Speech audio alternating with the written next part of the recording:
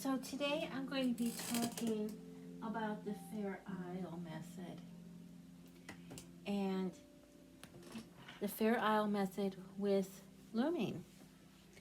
And on my desk are a few things that I've made with Fair Isle. This beautiful hat and a matching cowl.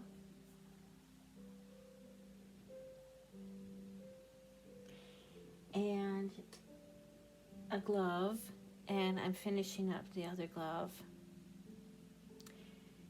And Fair Isle loom knitting is when you're knitting with a loom with two different colors.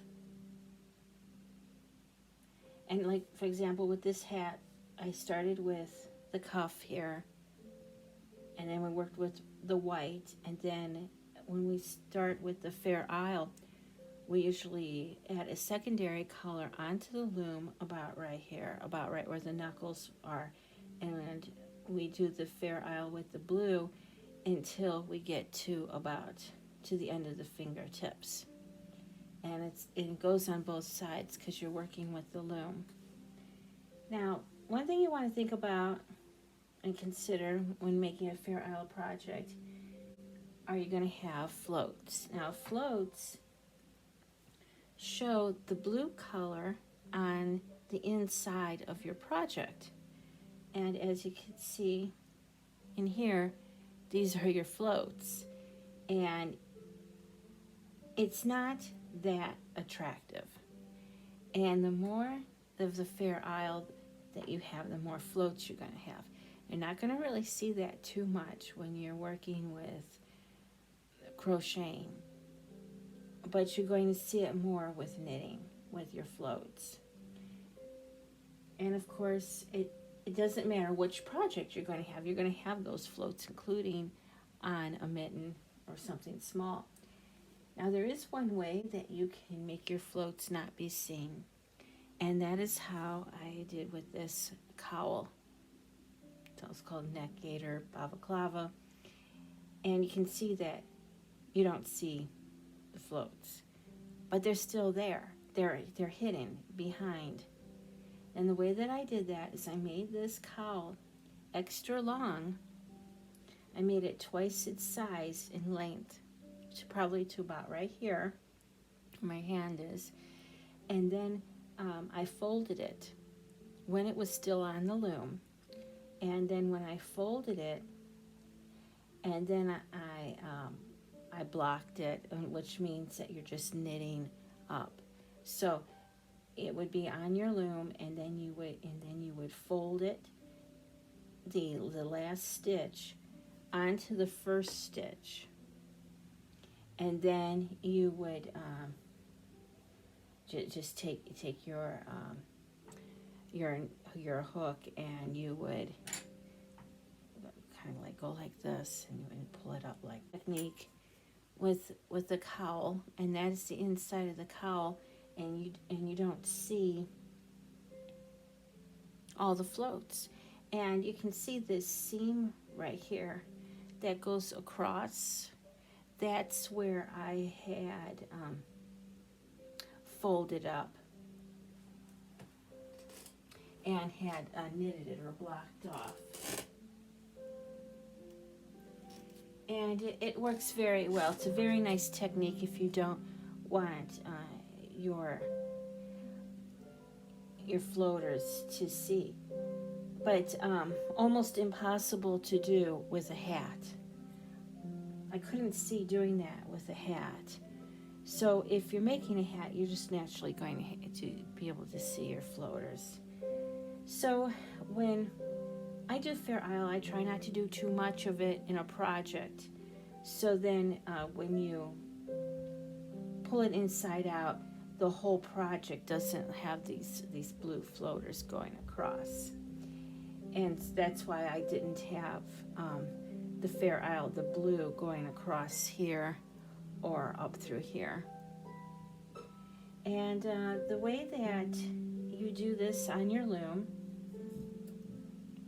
is you're going to have your two materials here.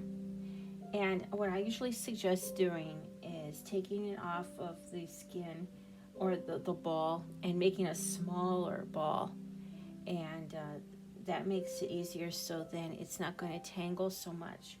And you want to keep the balls separate from what you're working with. So you might want to have like one over here and then one across here. So that way they don't tangle up. And then what you want to do is when you're working in the middle of a project, like how I am here, I'm making a mitten and I'm going to be adding a secondary color. And so I'm just going to take this, my blue material, which is my secondary color, and I'm going to make a slip knot on the anchor peg here. And then I'm just going to add, doing a wrap, on the pegs that I want my secondary color to be.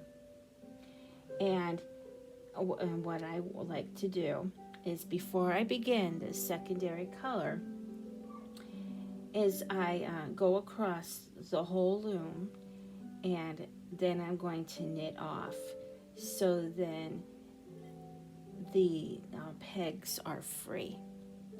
Just every other one I knit off, so every other peg is free. And then I'm going to add the blue color to those empty pegs, and then I'm going to knit off. And then after I do that, I'm going to take my main color, which is the white, and I'm going to do an E-wrap going all the way across through the whole round. Not across, but I'm just going to take the white and I'm going to go all the way around. And then I'm going to repeat the pattern.